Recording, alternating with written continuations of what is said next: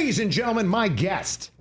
Oh, baby. This is a good one. He is from Hickory Hills, Illinois, by ways of Lewis University and DePaul. He was undrafted, but he is undeniable. He is clutch.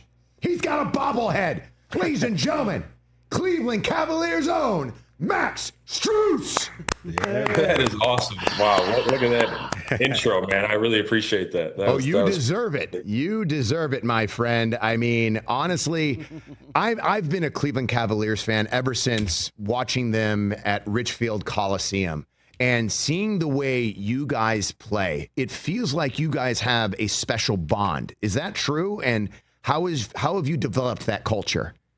Yeah, absolutely. I've played 2 years here now, going into my third. So it's been a hell of a 2 years so far. And being able to bring the same group back again is you don't really find that in the NBA very often. So that's kind of where we get our chemistry from, is just being around each other a lot. And we're all around the same age. Not a lot of us are married or have families, or, we're all kind of in like the same boat in life. So we all get to hang out with each other and kind of just bounce life off of each other, and kind of just makes us closer on the court when you're so close off the court. Is there a leader in practice? Is there a person that gets everyone hyped up or revved up or gives the vibe for practices? I'd say over the past couple of years, it's probably been Tristan Thompson. Really? He's kind of been the vet, around, and he's always in a good mood. He's been that guy, but guys like Darius and Donovan and Evan are, the leaders that we kind of go through. So when those guys come to work and, bring their attitudes, it's hard not to follow. And last year, your regular season was incredible to watch. I mean, you guys were the #1 seed. Was there a special game or moment when you guys were like, or you were like, yeah, this team is different? Yeah, I mean, I think we had like 3 stretches of like winning 12 games in a row at least. Started the year like 15-1. So when you're able to like mix wins in like that and go on streaks like that, your team is special. So that's still the regular season. We weren't happy with how the year ended last season. So we're excited to be back together. It's still the same group of guys again. And hopefully we can repeat the regular season and change the end of the year and change that result. Yeah, it seems to me like whenever I watch the Cavs, like in the regular season, they're stout, they're ready. But then you get to the playoffs and you have trouble finding that next level, right? Like 2 years ago, it was the Knicks. Last year, It was Indianapolis. What's it going to take to get over that hump and get to the NBA Finals and win the NBA Finals? Yeah, I mean, we're still learning it. It's, I don't want to have excuses. I don't want to, find any easy ways out. You got to get through it to get to it. So we just got to experience it, and having those past couple of years of experiences of losing in the playoffs like that and getting bounced in the second round is only going to make us better. And, when we get into this season, we're going to have that chip on our shoulder that we want to get past the second round. And we know that that's not, the goal is higher. We want to win a championship. We know we have the team capable to do it. So we want to do that, and we know that it's going to take more. Everybody's got to be willing to give more, and I think our group is ready and willing to do that this season. What was it about the Pacers that made them so difficult in the playoffs? Man, they got hot at the right time. They played great basketball. It's hard to deny what they were able to do. Is it their speed? Like when you're in the locker room and the coach is talking to you guys, are you guys changing things up? Like what's the locker room like? What's the messages that are getting across during the playoffs? Yeah, I mean, the playoffs are adjustments. Game by game, you got to make adjustments and figure out how to stop teams. And we unfortunately didn't do a good job of that. We tried and tried, but they outplayed us in every aspect of the game. So they had a talented team. We caught them at the wrong time, and they were hot. They were making shots. They were playing good basketball, and they're a tough team to guard. And your player like Tyrese Halliburton moves the ball, and everybody follows, and the way they play is very hard to guard. And they were a special team, and they had a special year. So kudos to them for making it that far. I'm looking at this next season, And I'm like, man, as unfortunate as it is, Tyrese Halliburton gets injured. And it's like, okay, that's their key. So, okay, we can get past the Indiana paper. By the way, this is sports fan Mike, right? This is Cleveland Cavaliers fan Mike, and this is the way I'm looking at the seasons. I'm painting them together. I'm going, okay, so the Pacers lose Halliburton. That's huge. We can get through them now. Then I'm like, okay, Boston, Jason Tatum. He gets injured. Oh, wow. Wait, they lose Porzingis and Holiday? Okay. We're done. See you bye, Boston Celtics. Now I'm looking at them going, okay, up-and-coming teams. Orlando. I feel like they're young, they're hot, they're hungry. I feel like Atlanta maybe a little bit. But then I see the Knicks, and I'm like, oh, man. What is it like going into Madison Square Garden? Oh, that's my favorite place to play. Is it really?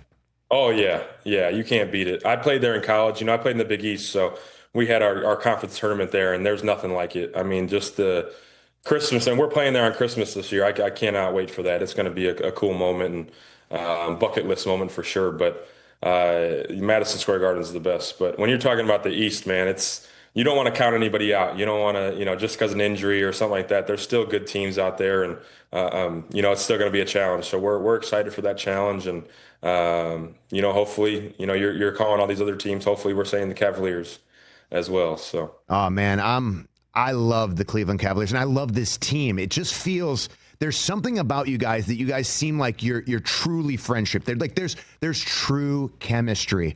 I want to go back to kind of your journey getting into the NBA because it's kind of different than a lot of people. You didn't get drafted. You had to go to summer league. Can you talk about that? Like, when you're going out from college and you're pretty good at college, like you're a D1 school, you're doing well, and then you don't get drafted, what's the mindset like? And then what happens after that? Man, I could write a whole book on my journey, but it's been crazy. There's really no blueprint or really any certain thing I could tell you of the mindset. The only thing I'd say is like anytime you get an opportunity, you just got to be ready to take advantage of it. So it's what you're doing when you're not playing, what you're doing, behind closed doors, when you're doing and the lights are off, like how you're taking care of yourself. I've kind of prided myself on that of just continue to do the right things and good things are going to happen for you. So I've kind of built my whole life around that. That's kind of how I was raised. So just took it as a little bit of adversity, took it as a bump, and it kind of made me work harder. I'd going undrafted, and then I ended up tearing my ACL my first year. Just all types of shit happened, and you just gotta you gotta deal with it and move on to the next thing. So that was kind of always my main goal was what's next? What can I do to take the next step and be ready for my next opportunity? And luckily. The Miami Heat gave me a great opportunity, and I was able to take advantage of it and kind of worked my way from there, and here I am now. With the Heat, you went to the finals. You got to experience what it's like to be in the NBA Finals. Do you bring that knowledge to the Cleveland Cavaliers locker room? Absolutely. Is there It's a huge. difference in Yeah. playoffs and NBA Finals? Yes, the NBA Finals, there's nothing like it. I tried to tell our guys that last season because I truly believe that we have a team that can get there. There's no feeling like it. There's no feeling like playing in the NBA Finals. It's hard to describe. Every game, every day, you feel like all eyes are on you across the whole world. You're the only two teams playing, and that's the goal. That's the dream. There's truly nothing like it. Just to be in that moment, to play in that moment, to be under those bright lights. I really want a lot of our guys on our team to kind of get to feel that and to be, just to experience it. It's truly special. What's your training like right now? You're in off season. Is there any type of regiment? Does like Kenny Atkinson be like, hey, this is what you guys got to be doing. You got to be playing basketball every single day. Or is it like you kind of do your own thing and you just figure it out, or you just need to relax because it's a long season? People don't understand like how much like your body goes through physically, mentally. It's draining. You're flying all these different places. Can you talk to me about your off season? Yeah, it's tough. You kind of rest. Right when the season ends, you kind of have like a month or so to really get your body back to normal and kind of just regroup and get away from it. But now it's kind of like the time where we're ramping back up. We start training camp at the end of September, so We just had a bunch of guys out together in LA to kind of get back into the gym together, get to run and play some 5-on-5 together. And I think we're all in the same boat. We've all just kind of been working on our own game. Everybody kind of goes home for the summer and kind of just focuses on themselves and how they can be better as an individual. And now we're starting to, we were just in LA. We're going to go to New York again in the next coming weeks, and just be around each other as much as possible, and kind of get that flow started back, so that when the season comes, we're up and running, and we're ready to go as a team. It was funny. I saw a speech from Jelly Roll of all people. He was talking to a football team, and he was like, I was always playing really well, but I didn't play. My best stuff came when my band and I started driving around city to city and literally forming a relationship, getting a bond, getting a chemistry. And in my mind, I was going, he's so right, because whenever I was driving with my tag team partners or other wrestlers, your mind just starts going. You're driving from town to town. Now you're flying town to town. You get to build that chemistry and those bonds. What kind of things do you do on the planes, on the buses, to keep your camaraderie right? Like, do you play card games? Is there you guys are, I don't know, reading books to each other? I don't know what you guys do over there. No, I don't think we're reading books to each other. Haven't gotten there. No, but no, definitely card games. Just grabbing bite to eat. Like, we'll go to dinner together a lot. Having a night out on the town together. Like, just ways that we can find time to just be with each other. I think that's the most important thing. We see each other every day in basketball, so being able to kind of take a deep breath outside of the game, off the court, and just be around each other. The planes are huge for that. The bus rides, these kind of become like your second family. All these guys, all these coaches, you're around them every single day. You're really around them a lot more than your family. So it truly is, a special bond that you create that throughout the year. And like I said, this is my third year running it back with, our core group of guys, and couldn't be more excited to do it again with these guys. It's a special group, a lot of unique guys that are, really good people, that care about the right things and want to do the right things. So when you have a special group like that, you just want to, run it back as much as you can, and try to accomplish, one main goal together. And, we really want, we really want that championship, and you could see it if you're around us. That's kind of all we talk about is how are we going to get there? What are we going to do next season to change the script? Talk to me about the city of Cleveland and the fans. I love it. I love it. Cleveland gets a terrible rep, man. Like, when you're in the really NBA, do. like it gets a bad rep. When you're in the NBA, it's like, oh, nobody wants to go to Cleveland. But I tell you, from the first day I got here, I've loved it. And I'm a Midwest kid coming from Chicago, so I guess I'm a little biased, but Cleveland's special. I mean, the fans, the community, there's no other place that cares about their sports like Cleveland does. And we feel that love. We feel that care that they show every single game. I mean, we run out of the tunnel with 20 minutes on the game clock. The game's not even about to start for 20 more minutes, and the crowd's like jacked up, like full sellout crowd in a regular season game. I mean, you don't really find that in a lot of places, and Cleveland's truly special. Just walking around town, people really appreciate what we do for the city, and how hard we play for the city. And we're Rocket second to Mortgage is underrated as an arena. It's underrated as an arena.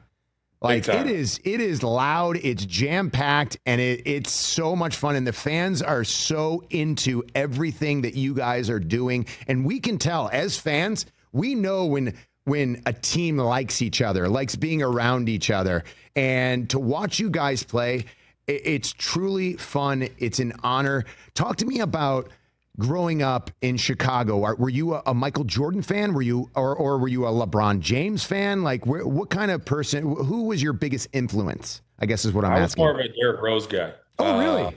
Yeah, I was more in the era of like Derrick Rose getting drafted. That's kind of when, I was like in high school around the time he was a rookie. So the time, MVP season, all those playoff runs that he had, with Jimmy Butler and guys like that, getting to play with Jimmy in Miami was crazy, just because I grew up watching them and being on those Chicago teams. But obviously I'm a Jordan guy, but I'm too young to really remember those days. So yeah, I was more of a Derrick Rose guy. He was kind of the guy that I looked up to, and the Chicago legend, the Chicago native that we all know and love. Do you ever pick the brains of like Derrick? Do you ever get to talk to Derrick Rose or Yeah, Jimmy Butler? yeah. Do you get to pick their brains? Oh, I mean, me and Jimmy are tight. I mean, I've gotten to pick Jimmy's brain all the time. So Jimmy has been huge for my career, and couldn't thank him enough for helping me get to where I am. I mean, he's been phenomenal as a human being and as a teammate. And yeah, I've gotten to know Derek over the past couple of years.